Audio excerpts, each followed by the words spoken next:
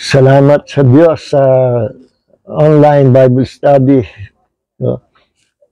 Alam niyo itong online Bible study, itong live stream, salamat sa COVID. Doon po nagsimula ito, doon na uso. Nung wala pang COVID, hindi uso ito eh. Tsaka hindi pumasok sa idea natin to, pero purihin ang Panginoon. No? At hanggang ngayon ay meron tayong live stream. So, praise God, dinilit natin yung may music para wag tayo maka-copyright ni Aling Meta. At ngayon, purong Bible study. No? Let's just wait for others. So, praise God. Maganda po itong ating tinatalakay na paksa. No? Ako'y babago man ng palataya pa. Ako'y baby Christian. Ako interesado ako sa mga ganitong paksa. No? Yung about spiritual warfare and deliverance. At sa sobrang kainteresaduhan ko, bukod doon, talagang nilid ako ng Panginoon. I was led by the Holy Spirit to witness the power of the Holy Spirit during deliverance session. Marami pong dinala ang Panginoon sa amin, sa ministry namin na naalihan ng demonyo, ino-oppress ng demonyo, no, sari-sari, meron under generational curses. At sila po nakita namin na talagang pinalaya ng Panginoon. No? At mataas ay ang pangalan ng Panginoong Jesus. Kaya napaka-importante. Di under ng spiritual warfare and deliverance na topic natin, kaya malawak nga po pag-usapan ito. Under nitong topic nito is yung pinapaksa natin na doorways or open door to demons. No? Napakahalaga, maintindihan po natin ito. Yung mga doorways or yung mga entry points for demonic attacks or demonic bandage. Mahalaga po yun. At marami talagang tumanda na sa pananampalataya, matagal ng Kristiyano, pero walang kaalam-alam patungkol dito sa area na ito na ating po pinag-aaralan. Ano? Kasi nga, karamihan din ay mga cessationists, meaning cessationist believers are those believers na born again naman sila, mga kapatid natin sa Panginoon, pero sila ay bahagi ng Protestant movement unang panahon na nung time na yun, hindi pa nare-restore from Reformation, hindi pa from Reformation na-experience nila yung Reformation movement, restoration ng mga doctrines. Yung doctrine ng healing, power, miracles, medyo nahuli. No? So, yung iba, nung hindi na-witnessan yon, sinabi nila na tapos na raw. Pero actually, hindi pa. At walang supporting scripture na nagsasabi na tapos na ang paggawa ng Diyos ng Himala, tapos na ang deliverance ministry ng Panginoong Hesus, tapos na ang pagpapagaling sa mga may sakit. Walang ganon. In fact, as sabi sa Hebrews chapter 13, Jesus Christ is the same yesterday, today, and forever. Hindi natatapos. Hanggang sa kahuli-huli ang bahagi ng mundo, nandoon ang Panginoon, hindi nagbabago. Gusto pa rin niya magligtas hanggang sa very last days. No? At kasama sa kaligtasan ang pangangaral ng gospel, at kasama rin sa pangaral ng gospel ang mga kaloob, the gifts and power of the Holy Spirit. No? Marami yan. So, kasama dyan ang deliverance ministry. Na nakakalungkot lang, yung ibang churches hindi po nila tanggap ang deliverance ministry, hindi sila naniniwala. At sa palagay nila, sa paniniwala nila, tapos na. Hindi po.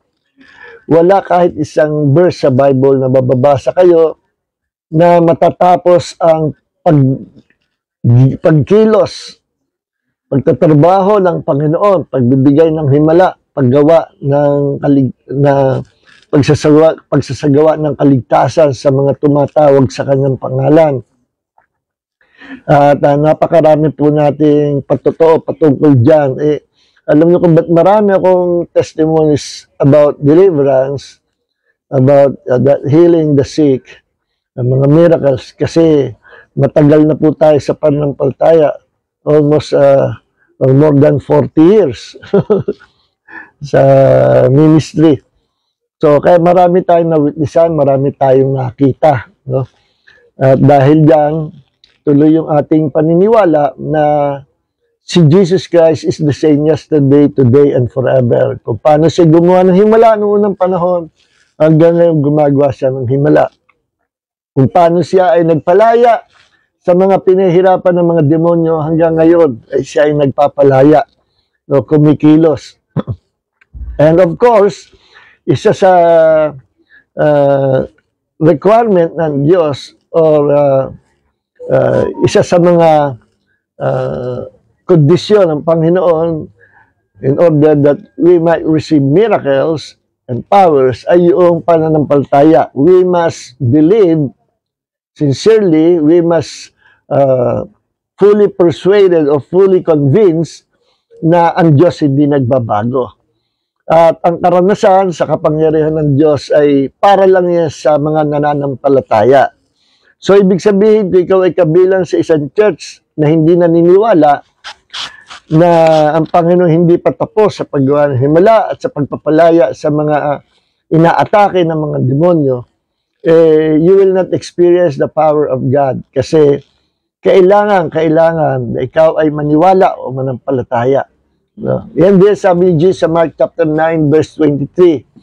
If you can believe, all things are possible to him who believes. No? Lahat ng bagay daw ay posible sa kanya na sumasampalataya. So, gusto na po, nakabalik na ang lahat at yung iba naman ay hahabol na lang. So, let's pray mga kapatid. Ano? Marami po salamat. Holy Father, binubuksan po namin aming puso to receive the grace of your revelation, to fill it, Lord, to fill our hearts with the spirit of wisdom and revelation for the glory of the name of Jesus. We ask you, Father God, to anoint us with the fresh anointing of wisdom and revelation for the glory of the name of Jesus. And we thank the Holy Spirit, our teacher tonight. And ganun din sa kapangyarihan ng Banal Espiritu, by the authority of the name of Jesus, we bind every demonic spirit na inassign ni Satanas to distract our brethren, to distract our brothers and sisters sa pakikinig, sa pag-aaral ng salita ng Panginoon. In the name of Jesus, we bind all demonic spirits na naglalagay ng mga sakit, mga curses sa ikapapahamak ng mga anak ng Diyos. And we don't allow all demonic spirit to touch our lives. In the name of Jesus and by the authority of the name of Jesus, we are more than conquerors. We destroy the powers of hell. We destroy all demonic spirits na inassign para manggulo sa Bible study nito. We paralyze the devil and all demonic spirit. In Jesus' name, be all the glory. Amen. Amen. So, purihin po ang Panginoon at salamat katatapos lang ng eleksyon at nakakatuwa dahil sa maraming nagtipray ay napakapayapa naman po ng ating eleksyon. Ano? Hindi kagaya ng mga nakaraang panahon, isa'y nilulusob ng mga goons, mga masamang tao. Okay. So, praise God. Ating po pag-aaralan, ituloy po natin pag-aaralan ang doorways or entry points for demonic bondage. No? And under this subject, meron tayong topic na, yung ating po paksa, main topic po natin ay spiritual warfare or a subject na spiritual warfare and deliverance. And under this subject of spiritual warfare and deliverance, meron po tayong topic na series of lesson, doorways or entry points for demonic bondage. Napakarami pong pintuan na yan. Ano, kung hindi tayo aware, malulusutan tayo ng mga demonyo to attack our family and our loved ones. No? Kaya nga hindi pa matapos-tapos ito, marami. At iisa-isahin po natin. Ano? So, pinag-aralan po natin yung ang first na doorways or daanan, ginagawang daanan or pintuan ng mga demonyo to attack our lives. Alam nyo naman, ang misyon ni Satanas ng mga demonyo ay galit sila sa mga tao, whether we are believers or unbelievers, Christian or not Christians. The devil hates us. No? Bakit? Kasi every time na makikita tayo ni Satanas ng mga demonyo, naiinggit sila at naalala nila ay ang Diyos. No? Because when God created man, He created man in the image and likeness of God. Okay. Ayun ang sinabi sa Genesis chapter 1 verse 26 and 27. So, so yun po, ano?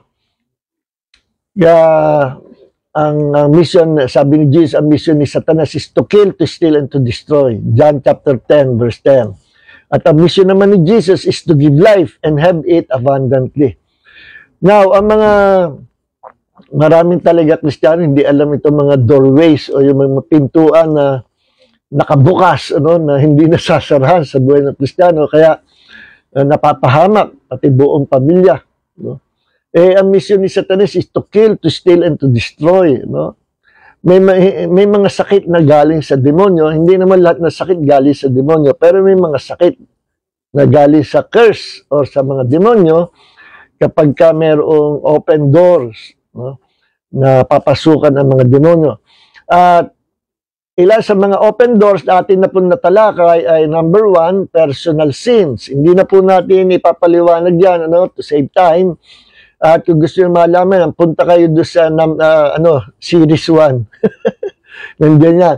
So, open door yan. Pag meron kang personal sins na hindi mo na-confess, hindi mo na-repent, na pagsisihan sa harapan ng Panginoon, pintuan niya na bukas.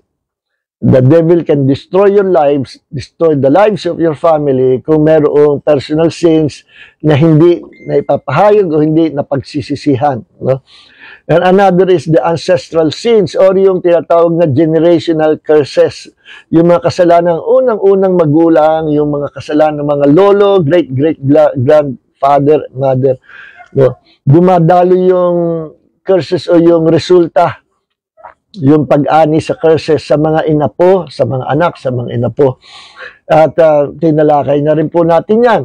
At number 3, tinalakay din natin yung occult or occultism or occult involvement na ayaw ng Diyos talaga na ang mga tao, whether you are a Christian or not a Christian, na magkaroon ka ng occult involvement o yung ikaw ay ma-involve sa iba-ibang branches sa mga occultism, kagaya ng sorcery, witchcraft, yung mga pagpapahula, no? At yung card reading. Alam nyo, yung card reading, yung mayroong mga manghulang binabasa ang future sa card, no? Delikado po yun, open door yun, no? Kapag pinaniwalaan mo yung mga hula-hula na gano'n, magiging open door yun. At kung ano yung pinaniniwalaan mo, yun ang mangyayari sa iyo. Okay? So, yung mga soothsayers, tsaka yung mga pamahiin, ano, delikado po yan. Yung mga pamahiin, sa demonyo rin yan. At one who interprets omens, no, or sorcerers, yung mga nagpa-practice ng witchcraft at ng mga sorcerers na nagtitimpla ng mga gamot, mga drugs, panggayuma, pangsumpa, no? Lahat ng yan at yung mga sumasangguni sa patay, no? Lahat ng yan ay branch ng occultism at delikado po yan. No? Yun lang, mag-ingat ka ng libro. Yung libro ng occult, nasa loob ng bahay mo. Yung mismong bahay mo, your house will be under the curse. Delikado yan. And it's an open door to the devil or to all those demonic spirits na inassign ni Satan na dapat hindi makapasok, nakakapasok sa pamilya to kill, to steal, and to destroy dahil may open door. Nung kami nakatira pa somewhere dito sa Pabdo, ay meron kami lagi kapitbahay. Abay, every month, lagi may namamatay. Sabi ko, ano yun? Hindi na naubos yung nakatira doon. Every month, may namamatay.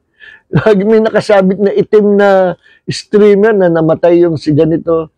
Ay, napakarami namang tao dito sa ano. Hindi naman namin makikita ko yung mga tao. Lagi nakasara yung bahay at malungkot yung lugar. No? Alam mo, merong demonic activity sa lugar na yun. No? Mas-sense mo yung presence ng mga demons. Every month, may namamatay na bago. Yeah, sabi ko, itong tahanan ito, merong curse, may open doors. No? Nagkakaroon ng legal ground ang mga demonyo to kill, to steal, and to destroy the lives of the people. So, yun po yun. Ano? Hindi lang natin alam kung anong meron doon sa tahanan na yun. Bakit malaya ang mga demonyo to kill, to steal, and to destroy. Yung mga horoscope po, no? Fortune teller, paglalaro yung Ouija board, ESP, at yung Eastern religion na meditation, yung meditation ng yoga, nako, delikado po yan. Yung example ko naman nakaraan linggo, nung may kinas out kaming demonyong napakalakas, isang maliit, payat na tao, kapatid ng office mate ko, na possessed by demons, kaya siya na-possess, kinapapractice ng yoga meditation. So, delikado kasi ino-open mo ang iyong kaluluwa, ang iyong spirit sa anumang spirits, papasok ang demonyo kasi hindi naman Holy Spirit ang ini-invite mo. So, delikado yan. Ano? So, yun ang mga example ng mga occult involvement or occultism na delikado. At yung kinuwento ko yung nagtago o yung merong ginawa yung babae, yung asawa na itsurang palaka, malaki ang tiyan, no? Tinawag niyang Prince Frog, no? Tapos meron pala sila iniingatan ng mga kumpleto mga books ng black magic, witchcraft, sorcery, na pamana ng tiyahin ng kanyang asawa na namatay sa cancer. Nung tinanggap niya yung mga books, mga occult books na yun, siya naman ang nagkaroon ng cancer, yung pamangkin na pinamanahan ng bahay. Hanggang sa, sabi ko, ang may sasuggest ko, bisis, sunugin nyo yung mga books niya. Abay, mga leather bound, mga mamahalin ang itsura. At isang balikbayan box, punong-puno ng mga ganyang kalalaki yung mga parang encyclopedia.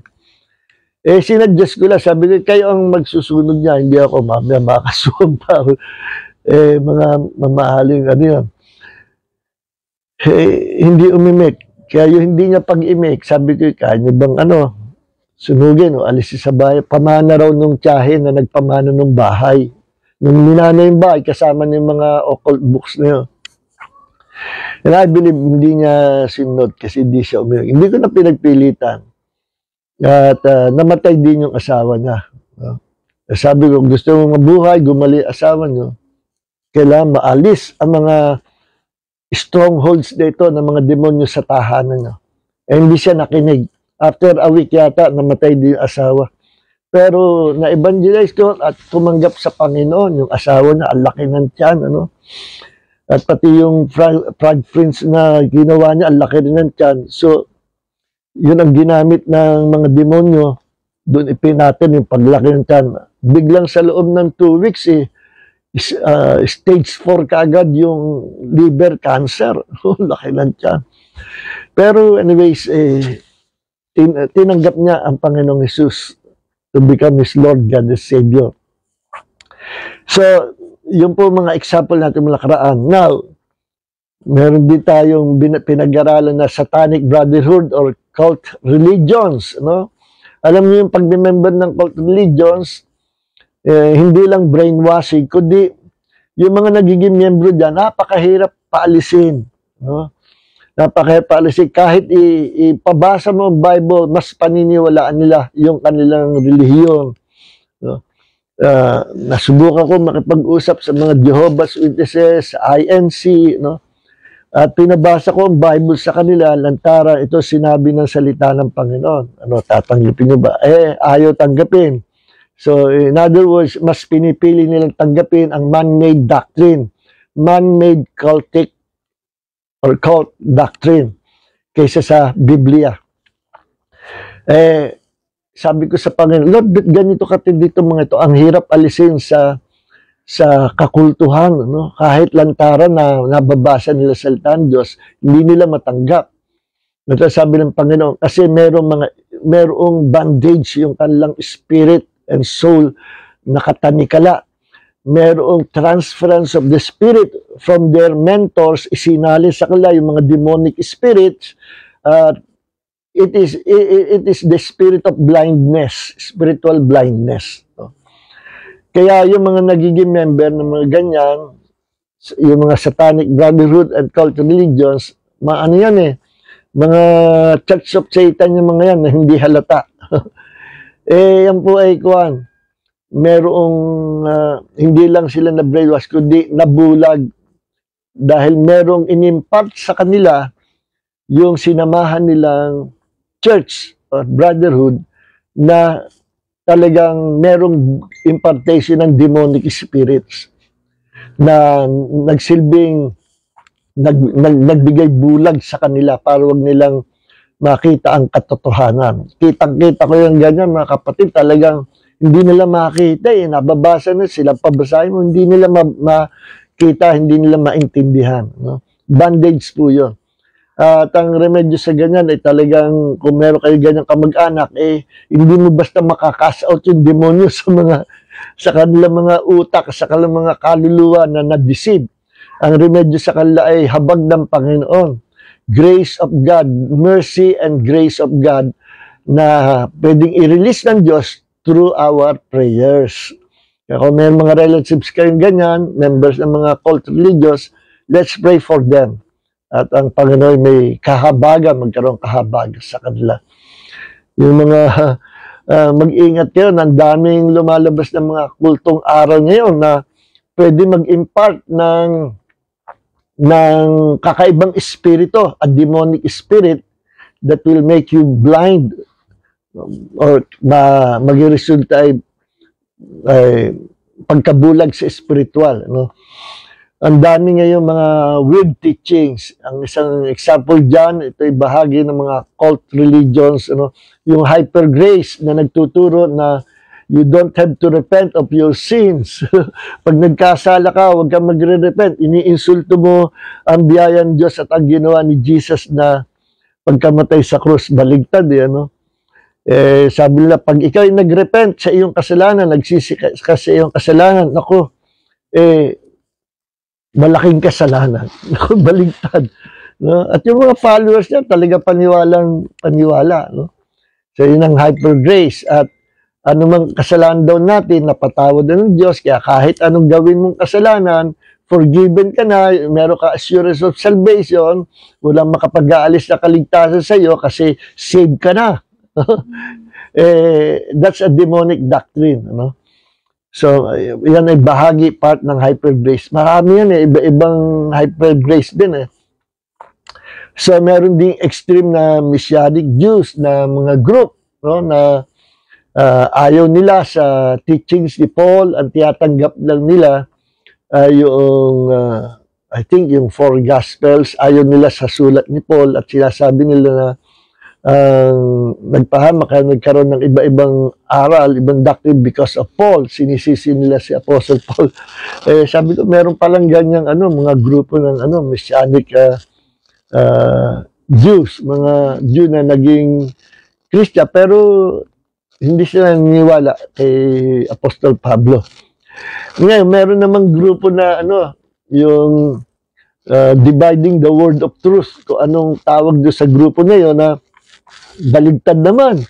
Ang tinatanggap lang nila sa buong Biblia ay ang mga sinulat ni Paul. Yun lang daw ang inspired ng Holy Spirit. Yung sinulat ni James, sinulat ni John, Mark, Luke, Matthew, yun daw hindi para sa ating mga Gentiles, no? At saka ang inspired lang yung sulat ni Paul. Baligtad naman ito, ka-contrast yung Messianic Jews, no? So, yeah, meron ganito, meron din teaching, Mormons, no? I think sa Mormons yun, yung si Jesus ay kapatid ni Lucifer. Sari-sari, ano? Sa INC naman, si Jesus ay hindi Diyos, kundi tao lang. Sa JW, Jehovah's Witnesses, si Jesus daw ay small God at ang God the Father ang big God. No? Almighty God. Si Jesus daw, mighty lang. At gumagamit sila ng mga talata to deceive people. At sinasabi nila, si Jesus ay Diyos, small God, na created by the Father to become God. Sabi ko sa kanila, kung ganon, ang inyong Diyos ay compromiser. At ang inyong Diyos ay nagbabawal na walang ibang Diyos na sasambahin kayo kundi ako at walang gagawa ng Diyos-Diyosan para sambahin ito. Baligtad, ang inyo palang Diyos, sabi ko sa mga JW, inyo palang Diyos, ang Diyos na siyang promotor ng pagsamba o paggawa ng Diyos-Diyosan. Bakit kamo? Sabi nyo, ginawa ng God the Father si Jesus na maging God, small God. O di manggagawa ang Diyos nyo ng mga Diyos-Diyosan. Bumalik sa kanila yung sinabi nila.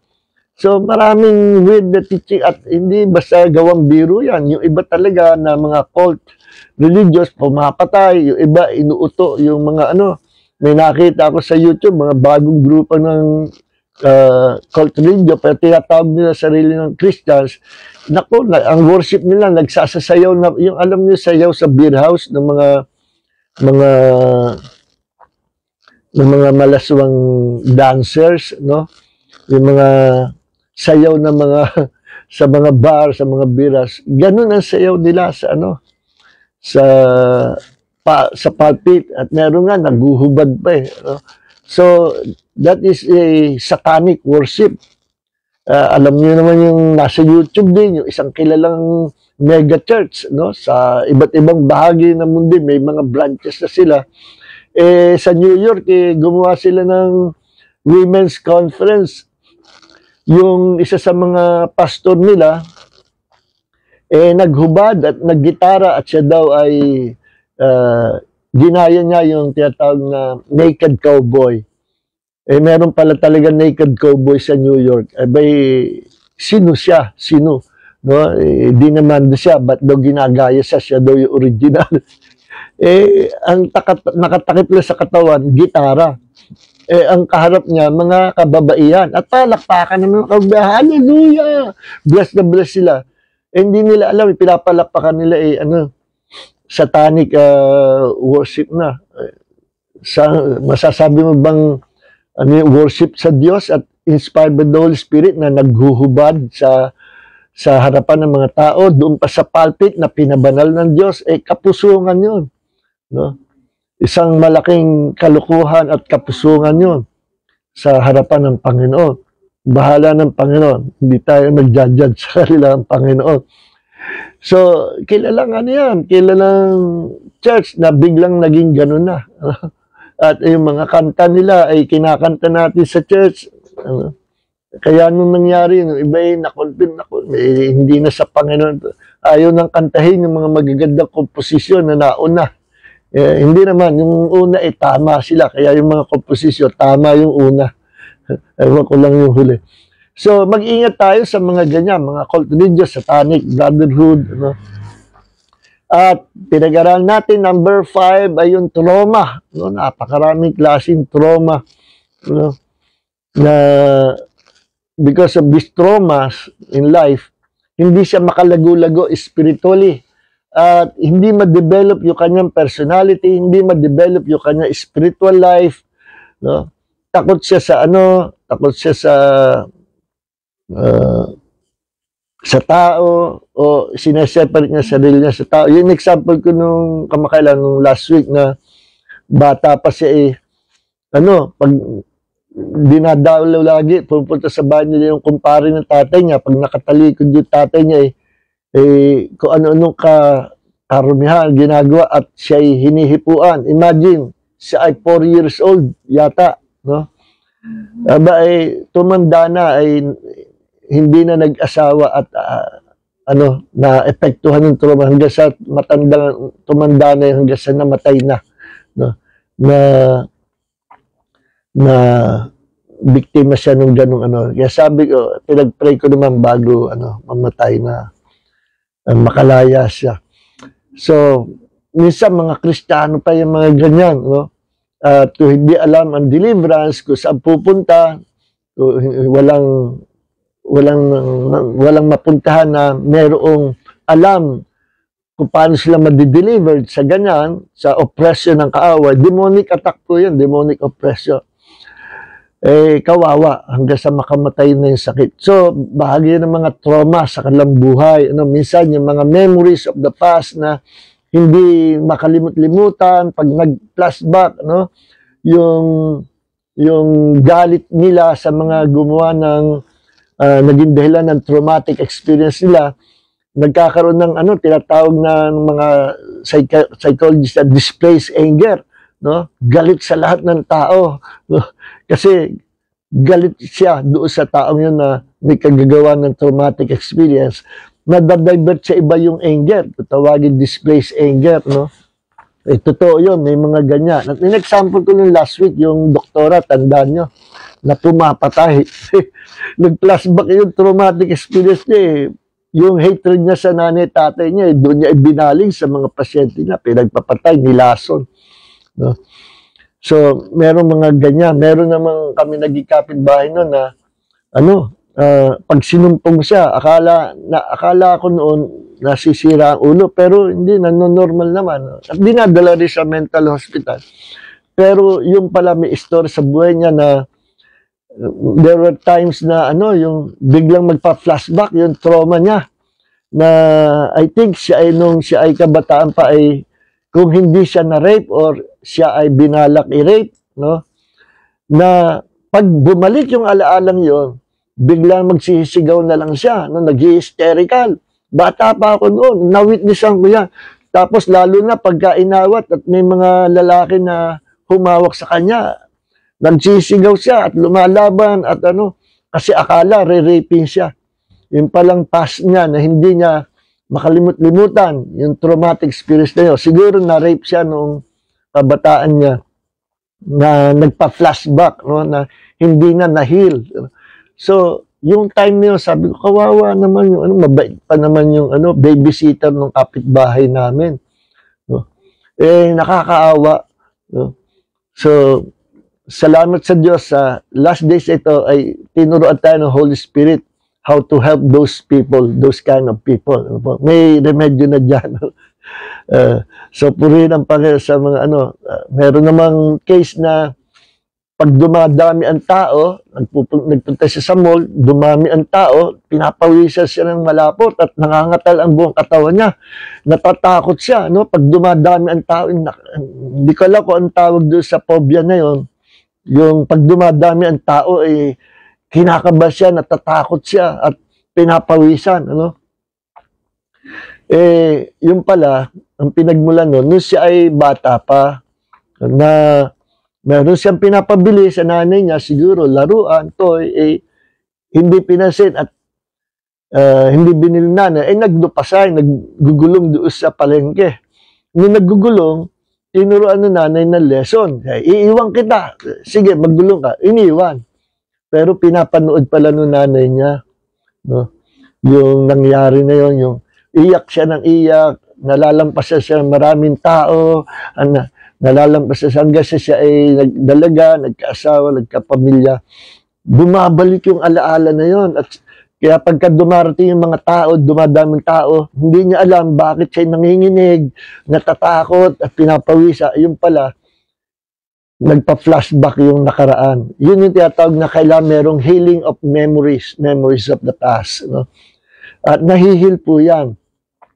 Yun yung mga traumas in life. Ano, iba-iba, meron naman trauma sa aksidente, no? Yung anak ko ngang dalaga noon na aksidente, ano siya, nagtatrabaho sa bangko, pinasama siya doon sa armor na magdadala ng pera. Sabi ko, bakit mga babae yung pinasasama, dapat mga lalaki, ano? Biglang nabangga yung armor at kaskasero pala yung driver ng armor car ng bangko. Tumama yung mukha niya doon sa grill, sa rehas, no? Talagang dugo ang kanyang mukha, talagang serious, no? Buti nga, buhay siya. Sabog ang dugo doon sa loob ng, armor car. Ngayon, nung naka-recover na siya, gumaling na siya, there were times na kahit sa tricycle o sa kotse, pagka yung biglang preno, biglang merong dumampas na, nagugulat siya, natatakot siya. Sabi ko sa anak ko, huwag ka kabahan. Hayaan mo lang, you have to face your enemy, face your fear. Kasi remedyo dyan sa mga trauma na ganyan, about trauma ka sa takot ka na o yung may mga phobia, bukod pa yung trauma, bukod pa yung phobia. May phobia ka na takot sa height, lalo kang umakyat sa mga matataas sa lugar at kalabanin mo, harapin mo yung kalaban mo.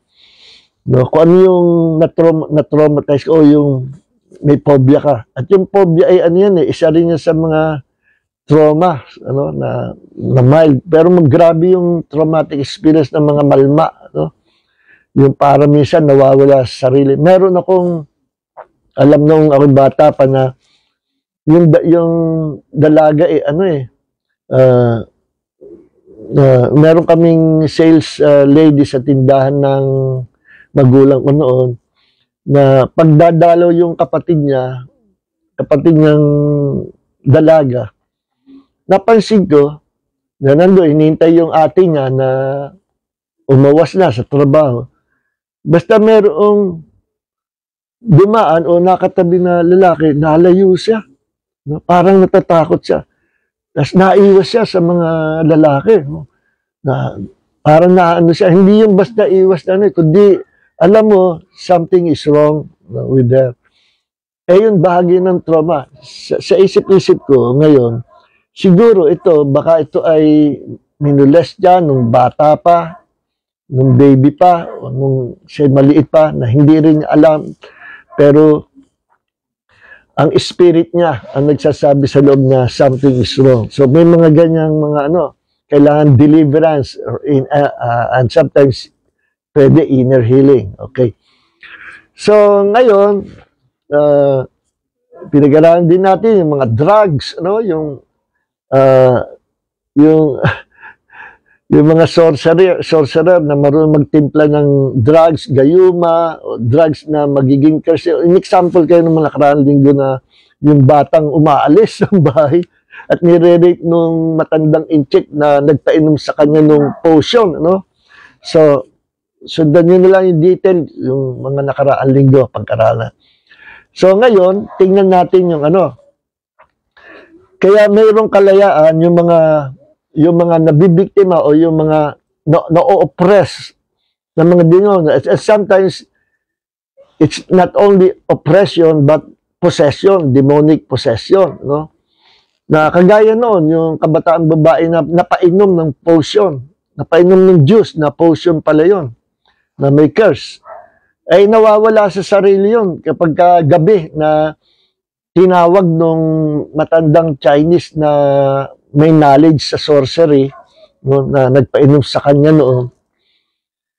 Nawawala sa sarili, nakakarating siya sa lugar na yon, doon sa place na doon siya nire-rape, doon sa mataas na building, doon siya nire-rape ng matandang inchik. Nagigising na lang siya, na nakahubad siya, at nagigising siya, nung minsan daw nagising, may dalawang babaeng nakahubad din doon sa katabi ng inchik. Sabi ko, pambihira. So, dapat ito ay malaman ng mga kabataan. Kasi kaya nangyari yun, may nakipagkaibigan sa kanya na mukhang mabait na babae rin, kabataan babae, nakipag-close sa kanya hanggang sa niyaya siya sa Rizal Avenue, Avenida Rizal sa Maynila. Umakyat sila sa isang building na tindahan ng jewelry. Pagdating sa itaas ng building, doon siya napainom ng potion at nawala na siya sa sarili. Kaya sino ba yung nagsabi na napanood ko sa YouTube na kapag ang kanyang mga anak na dalaga, sinasabihan niya, pagka kayo pupunta sa CR, may mga kasama kayo, pagbalik nyo, huwag nyo nang inumin yung mga soft drinks. No? Baka nalalagyan nyo ng gamot, pampahilo, kahit babae o lalaki, yung mga kasama nyo, huwag pagtitiwalaan. Para makatya. Huwag nyo babalik ka inumin yun. At may mga maluloko, kahit mga babae, para maipamigay ka sa isang gang, mga gang rape, no? May mga ganyang mga maluloko na ang utak ay possessed by demons, no? So, wag magtitiwala, kahit mga lalaki, mga babae, mga kabarkada. So, pag may turuan natin mga anak natin, lalo mga anak na babae na, pag pupunta kayo CR, wag nyo nang iinumin yung iniwan nyo na juice o soft drink o kung ano man na iniwan nyo. Baka may naglagay ng something dyan. Okay. So, inuulit-ulit ko ito para makatulong po sa lahat. Just in case hindi nyo napanood yung mga nakaraang series natin. So, ngayon, kung bakit may deliverance, kasi ito sinabi sa Bible, sabi, nung si Jesus ay bumaba, nagkataon tao, God became a man 2,000 years ago. No? Nung siya ay nabuhay na maguli, after he died on the cross, after 3 days, nabuhay na maguli siya, sa kanya, ibinigay na ang pinakamataas na pangalan, listen, binibigyan siya ng Ama, inheritance, power, authority, as a human being na nabuhay na maguli. Kasi siya yung pattern natin para yung ibinigay sa kanya na ibigay rin sa atin. Pero sa pagiging Diyos niya, hindi niya kailangan yun. Yun ang maintindihan natin. Sa pagiging Diyos niya, dual kasi ang kanyang personality. He is God, 100% God, and 100% man. Hindi siya half God, half man, Kundi 100% God and 100% human being. Sa pagiging human being, siya ang Savior, siya yung nagbayad sa ating mga kasalanan, siya yung tumanggap ng inheritance, tumanggap ng mataas na pangalan, para lahat ng kanyang tinanggap, maipasa sa body of Christ, maipasa sa lahat ng mga tagasunod niya sa atin yun. Yun ang dahilan. Siya ang nag-represent sa lahat ng mankind, sa lahat ng tao sa mundo na sasampal tayo sa kanya. Kaya ang tawag sa kanya, firstborn. Pero sa pagiging Diyos, hindi niya kailangan yung pagtataas dahil talagang mataas na siya. Siya ay God Almighty, the Alpha and the Omega, sa pagiging God. Okay? Kaya mali ang mga cult religion. Sabi, ba't siya tumanggap ni Heteros? Ba't siya tinaas ng Ama? Sa pagiging tao nga, Pero sa pod, basahin niyo yung mga talata referring to Jesus as God. Napakarami. So, hindi ko mo nababasa niyo lang talata that Jesus Christ is just a man. Hanggang doon na lang kayo. Pag-aralan niyo naman, basahin niyo yung search the Bible that Jesus Christ is God. God who became a man. Okay? So, kaya sabi, dito sa Philippians chapter 2, verse 10 hanggang 11, ang sabi, so that, sa verse 9 muna. For this reason, ito yung nabuhay sa maguli, si Jesus. Doon nagpasimula yung taas ng pangalan at kapangyarihan pangalang Jesus or Yeshua. Lahat ng pangangailangan ng tao, lahat ng pangangailangan ng tao, nasa pangalan Jesus. All the riches and wealth of God's kingdom, lahat nasa pangalan Jesus. All the power na pwede bumak up sa atin, ay nasa pangalan Jesus, Ang pinakamataas na pangalan ng Diyos ay binigay ng Diyos, ng Ama, sa atin para magkaroon tayo ng access sa kingdom of God at tayo matulungan at mapagpala ng ating Ama is the name of Jesus or Yeshua. Kaya sabi dito sa verse 9, for this reason also God highly exalted Him and bestowed on him the name which is above every name. Binigyan siya mataas ng pangalan. Why? Because this God became a man, became a human being, no? Para lahat ng binigay sa kanya mapapunta rin sa atin. Kaya sabi sa Romans 8:17, we are now children of God. And now, as children of God, we became joint heir, tagapagmanang kasama ni Kristo. Tuloy natin ang verse 10.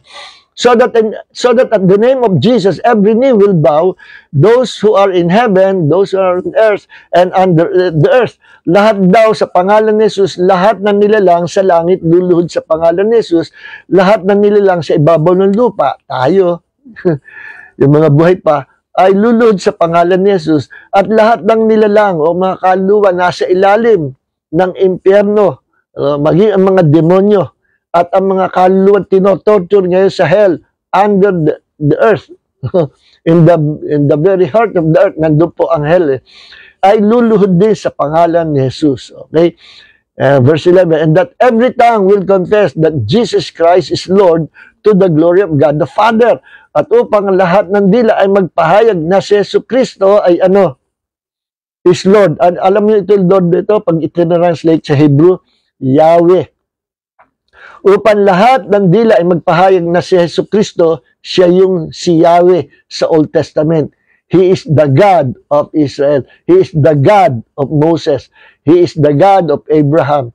Yung nakipag-usap sa mga propeta, yung nagpakitang Diyos sa mga lingkod niya, nakipag-usap kay Moses sa Mount Sinai, kay Abraham, nakipag-usap, at sa iba pa mga propeta, walang iba kundi si Jesus, the Yahweh of the Old Testament.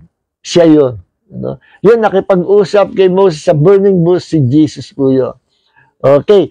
Now, kaya sabi dito, every time we confess that Jesus Christ is Lord, Jesus Christ is Yahweh, to the glory of God the Father. Okay.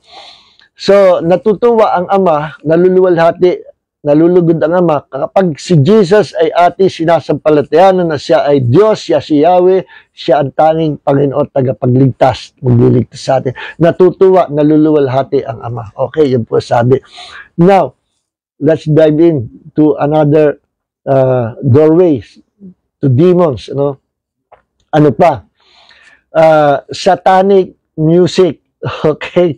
Satanic music. May nagtanong sa akin, Pastor, pwede ba nating kantahin sa Panginoon yung mga secular song, secular love songs? Sabi ko, alam mo kapatid, merong pastor sa Davao na nasilip ng ibang mga kapasturan at napag-usig siya. Nandun ako hanggang doon sa gathering ng mga pastor sa Quezon City, umaten ako. Ano yun? Ano bang meeting yun? Consultation meeting, no? Eh, nandun yung pastor na yun from Davao, isa sa may pinakamalaking church sa Davao. Hindi po si Kibulo yun. Iba yun. Itong tao nito ay prophet. May pagka-prophetic itong ministry niya at tiyatawag siyang prophet. No? So ngayon, very accurate daw, mag-prophesy yun. Ngayon, na-criticize siya ng ibang mga pastor na nakakaalam. Sabi, gusto namin tanungin si pastor, Pastor, nabalitaan namin at balita-balita, kinakanta nyo raw sa worship service at ikaw mismo kumakanta. Kinakantahan mo daw ang Diyos na dahil sa'yo. Alam niyo, dahil sa'yo, classic na Tagalog, dahil sa'yo, nais kong mabuhay, dahil sa'yo, da-da-da-da-da, kung na-na-na-na-na, kung da-da-da-da-da-da, da-da-da-da-da-da, dahil sa'yo. Kasi ba kumantuan, parang panahon pa ni Ruben Tagalog yata, bata pa ako. Kinakanta, kasi matandang tao ito, kinakanta niya sa Panginoon. No? Kaya sabi ko doon sa kabataang nagtatanong sa, Pastor, pwede bang kantahin natin sa Panginoon yung love song ng secular song? Sabi ko, alam mo kapag may nangyaring ganyan, kinuwento ko sa nangyari. Sabi ko doon sa meeting, inuusig nila yung pastor. Sabi ko, sadali lang mga kapatid, pwede ba ako magsalita? Sabi ko, una-una, tingnan natin yung lyrics. Kung merong malaswa, masagwa, o unbiblical sa lyrics na kinakanta niya. Kung ito man ay famous sa secular song ng araw at kinanta niya, kung maganda naman ang lyrics. At siya ay in love sa Panginoon at gusto niyang i-dedicate yung awit na yon na love song sa Panginoon. Why not? And I believe tatanggapin ng Panginoon dahil sincere ang puso niya, inaawit niya out of his love, nasasambit niya, naaawit niya bilang kanyang pagsamba. Sabi ko, bakit naman? Ako'y naniniwala, tatanggapin ng Panginoon. Kahit secular song, kung maganda naman ang lyrics. Sabi ko, alam niyo ba yung Amazing Grace? Ang history ng Amazing Grace? May magkamahiwaga yung kanta niya yan eh. At yan daw, ang balita ko ay music na tinutugtog sa mga beer house nung araw. Hindi ko alam kung gaano ka-totoo. Hanggang sa naging famous at nakalimutan na kung sino nag-compose ng music na yun until I think it was John Newton, yung nagbebenta, pumupunta sa Africa at kumukuha ng mga slaves, ipinapalit ng bote ng alak o bote ng beer. Isang tao, isang slave na isasama niya, ang kapalit bote ng beer. At isasama niya at dinadala niya sa America o sa Europe. Itong mga black people. At doon na nga nagpasimula na nung nanirahan na mga black people bilang slaves, dumating ang time na dumami sila at nagkaroon na ng tinatawag na equal rights at equal pagtingin, whether you're a white or black. Naku, nung araw ang lakas ng discrimination ng ganyan sa America, sa Europe, at may mga places pa rin somewhere, may mga bansa na dinidiscriminate pa rin ang mga black people, pero sila may tao rin kagaya natin. Yun, doon. Kaya, wag na wag, sabi nga sa amin, nung kami nasa Amerika, wag na wag niyong babanggitin dito at alam nila yung salitang nigger, negro, wag at baka kayo mabugbog dito. Pag may nakarinig na magagalit sa inyo dahil naaalala nila through those words yung pinanggalingan nila na sila ay ibinaba ng mga tao, ginawang slaves, kawawa naman. So, sabi ko, yung kanta niyo, isang araw, nakasakay sa barko I think John Newton, hanggang sa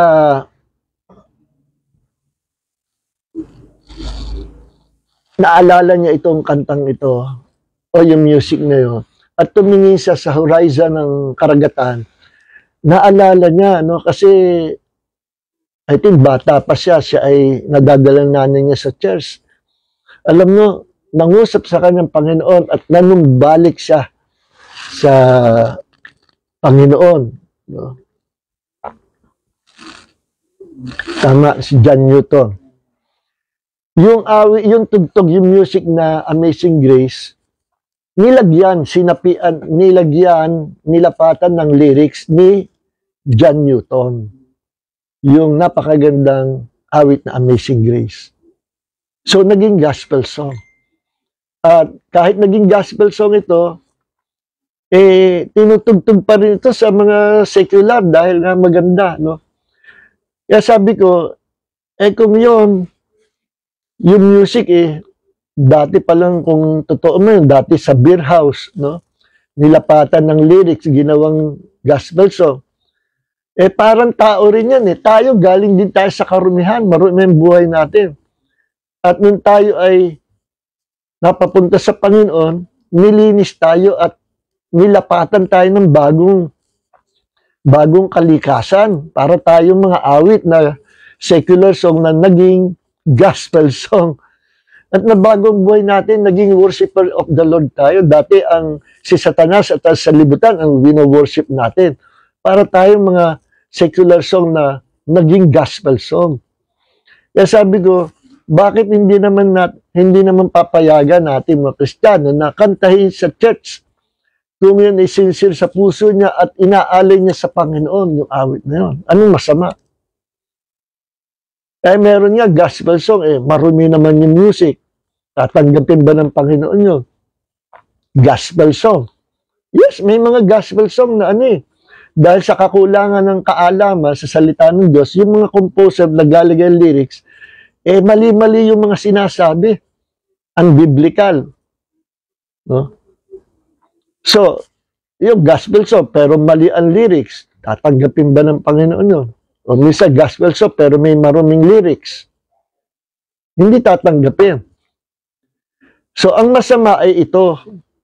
Yung gospel song, worship song natin, mga praise song, gagawin yung theme song ng siyota mo o ng jowa mo. Gagawin yung theme song, yung worship song, and that worship song belongs to the Lord. At sa Diyos lang dapat iaalay yun. Dahil yun ay anointed by God at exclusive para sa Panginoon lang. Kaya hindi mo pwedeng gamitin sa tao o i-dedicate sa isang babae na nagugustuhan. Hindi pwede. Yan ay kinompose, yan ay nilikha for the glory of the name of Jesus. At doon lang pwedeng gamitin yan. Once na i-dedicate sa Panginoon, hindi mo na yan pwedeng gamitin sa secular world o sa kanino man tao. Parang sa mga gamit natin sa church, yung lectern, microphone, yung mga silya, pag may politician na sasabi, aarkilahin namin mga silyan nyo sa church. Bakit to? Kasi nangangampanya kami at meron kaming meeting de avance. Hindi babayaran ko kayo ng 2 million. Hindi rin, no? Bakit naman? Kasi dinedicate na po ito sa Panginoon. Baka maging curse instead of blessing. Ano mang dinedicate sa Panginoon, hindi mo na pwedeng gamitin sa sanlibutan. Ganon din ang buhay natin, dedicated to the Lord. Hindi na natin pwedeng gamitin sa kasalanan sa libutan ang buhay natin, maging ang katawan na ito. We belong to Jesus. So, ganon din ang awit. Secular song, i-dedicate mo sa Panginoon, basta okay, at ang lyrics ay sumasamba sa Panginoon, that's okay. Tatanggapin ng Panginoon. Pero wag mo nang ibabalik sa tao. Ngayon, yun namang gospel song, gagamitin mo sa tao, you are worshiping that person, not the Lord. Kasi yung awit na yun, kinumpose para sa Diyos na katastasan. Ibinaling mo sa iba. Idol worshiper ka kapag dinedicate mo sa iba. See? Kaya yung sagot ko doon sa nagtanong. No? Kasi, meron nga mga gospel song, pag pinag-aralan yung mabuti ang lyrics, hindi, it will not glorify the Lord. No? At merong gospel song, nagiging satanic song, satanic music.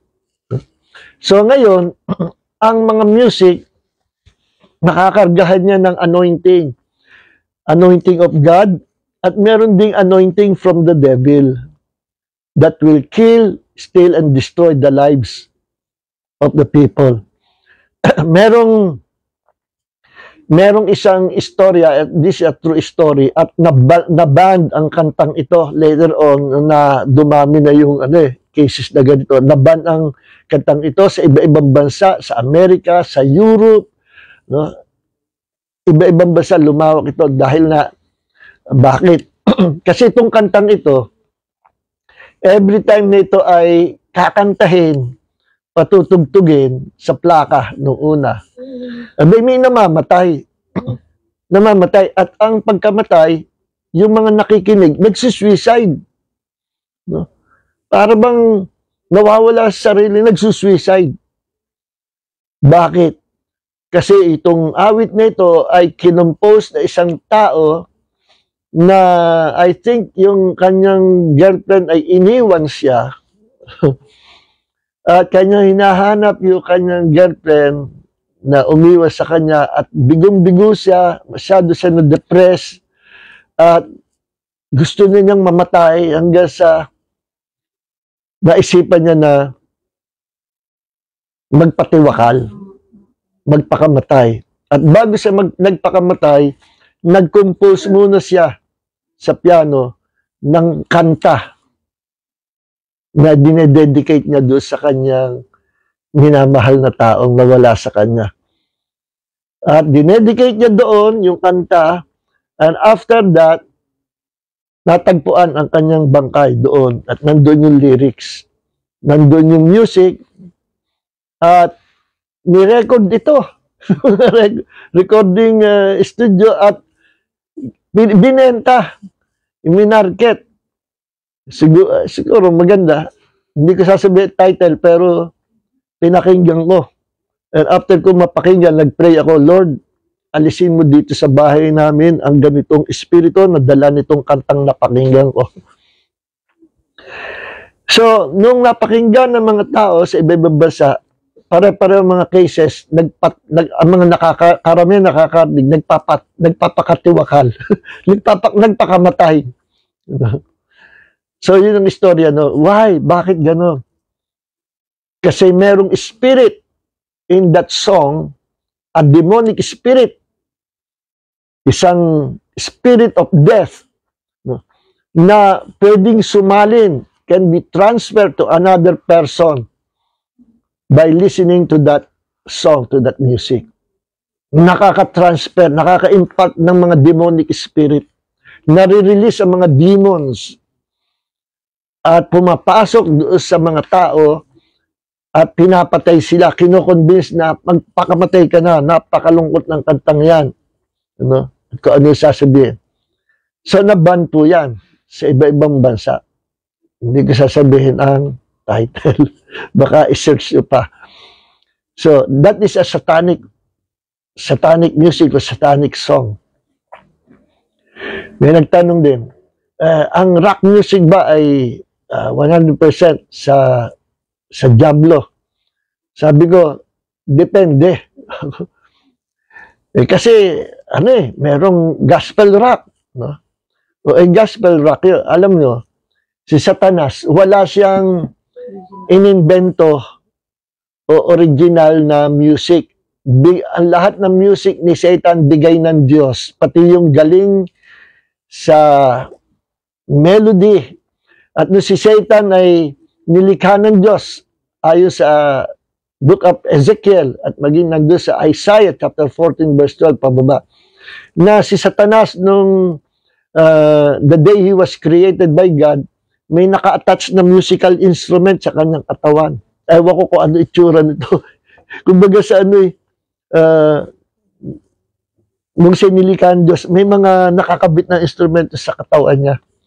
At si Satanas ay isang musikero, musicians. At maraming Bible scholars na naniniwala na si Satanas, sinabi nga sa Bible na siya ay anointed cherub. No? At bukod sa siya ay anointed cherub, nadala niya, nahikayat niya 1/3 ng mga angelico sa langit na magrebelde sa Diyos.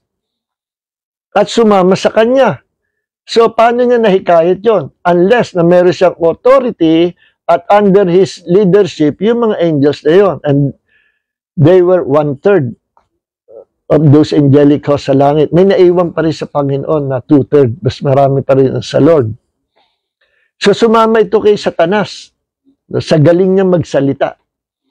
At pinaniniwalaan maraming theologians, Bible scholars, na ang ministry ni Satanas sa langit ay siya ay head ng worship or the music ministry sa heaven. Possible nga, kasi kung sinabing siya ay, the day you were created, may mga instrumento sa katawan niya. No? So, possible nga na siya ay, ang kanyang porte o ang kanyang ministry sa heaven ay siya ang leader sa worship. No? At dahil diyan, nagkaroon siya ng ambisyon na gusto niya maging kagaya ng Diyos na sasambahin ng mga anghel sa langit. See? So, specialize siya sa, sa worship, sa music.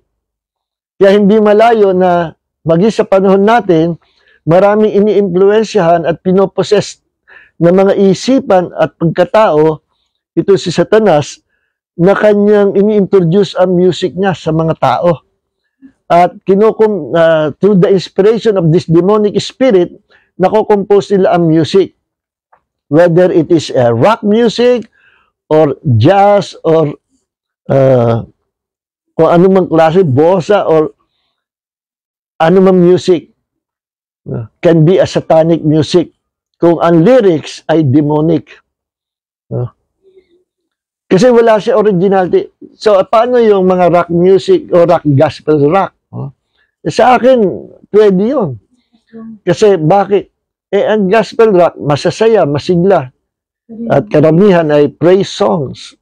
Ano ba ang kategorya ng rock music? Ano ba estilo? Lahat tumutunog at pinatutugtog ng mga musicians na malakas. No? So, wala naman masama na kung malakas ang patugtog. No? Kung pinapalo ang drums ang malakas, ganyan sa rock. No? Ang titingnan doon, una-una, yung lyrics. And sometimes, meron din yung style ng music. At ako, naniniwala, nasabi kong tapatan, yung kanta ng yung mga heavy metal rock na, hindi ko sasabi ko anong banda yun, no? Yung halit nyo lalamon, yeah. Sounds like hell. Para mga demons from hell na nakakatakot yung boses. Minomodulate na gano'n, tapos uungol. That is a demonic sound from hell na inilagay sa utak nila at ginawa nilang heavy metal. Pagka ganun wala pa yung lyrics, nadidiscern ko na that this is a demonic, a satanic music. Walang ganyang kanta ang mga anghel ng Panginoon. Walang ganyang kanta para sa Panginoon. Sipin mong halitin mo yung lalamunan mo, tapos boses demonyo ka pa. Kahit na hindi tingnan ang lyrics, sa sound at music pa lang, alam mo na demonic. Parang backmasking yan Nung araw, noong 70s, nauso yung backmasking tape. Yung binabaligtad yung tape at kung ano-anong demonic sounds daw ang nalilikha. Sabi ko, ako hindi masyadong paniwala dyan. Yung backmasking, babaligtarin yung tapes. At iba ang nagiging sound at may mga words daw from the devil. No? Nung pinakinggan ko nga, sabi ko, teka, pinapakinggan ko, parang ang tawag dito, may tawag doon yung kino-convince ang mind mo na yun ang sinasabi niya, yun ang sinasabi niya, yun ang sinasabi niya. But actually, hindi naman malinaw yung sound, yun nga ang sinasabi. Kaya pag may nagsabi, kita na, sa backmasking, ito, no? Sabi, worship Satan, worship. Hindi naman malinaw na sinabi, worship Satan. Kundi sa backmasking, yung sound, pag binaligtad mo yung plaka o yung tape, ay, worship Satan, worship Satan, worship Satan, worship Satan. Ganun ang sound. Kaya pag may nag-suggest, mental suggestion, na ang sabi, worship Satan, worship Satan. Pero actually, wala naman sinasabing worship Satan. Kundi ang sound ay, worship Satan, worship Satan, worship Satan. Kung masa isip ko yun, worship in heaven, worship in heaven, worship in heaven. Pwede rin So, it's like a mental suggestion. At nauso ng 70s. Kaya sabi ko, hindi ako masyado dyan sa i-design mo kung demonic yung kanta, iba backmasking mo para mo malamang satanic o demonic. Hindi na. Gagamitan ko na lang ng discerning from the Holy Spirit. Kaya hindi na i-backmasking, malalaman mo. Uungol pa lang, alam mo ng satanic. So, ingat po tayo sa mga music na pakikinggan natin. Whether it is a rock, a ballad, bossa, or fox, or acoustic, so, o kung ano man.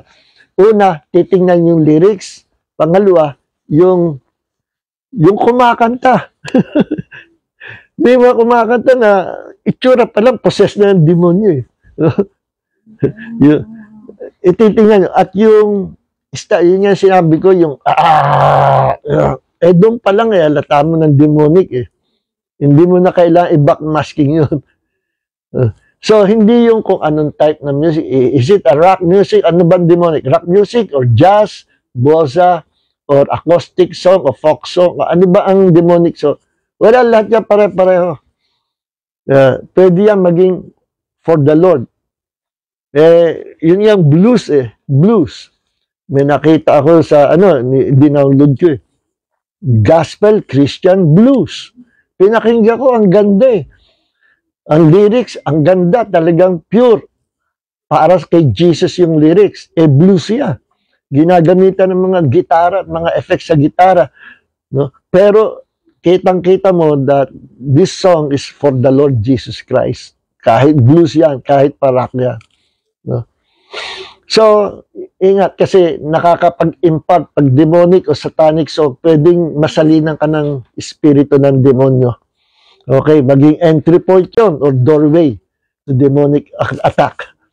So, hanggang dito na lang mga kapatid, sa portion nito, next Bible study sa Friday na lang natin tingnan yung mga about curses. Meron pang curses and rebellion. Titingnan natin yan. At yung mga death wish or self-imposed curse, talakayin natin yan next week. Okay? So, purihin ng Panginoon, let's share this video sa mga kapatid, kaibigan, mga pastor. Let's share the Word of God. This is the Word of God. So, God bless everyone. Heavenly Father, maraming salamat sa gabi ito sa pag-aaral po namin ng isalita at marami pa kaming dapat matutunan. Dalangin po namin, ma-share namin ito sa iba pang mga tao, sa iba pang mga pastor, sa iba pang mga kaibigan namin.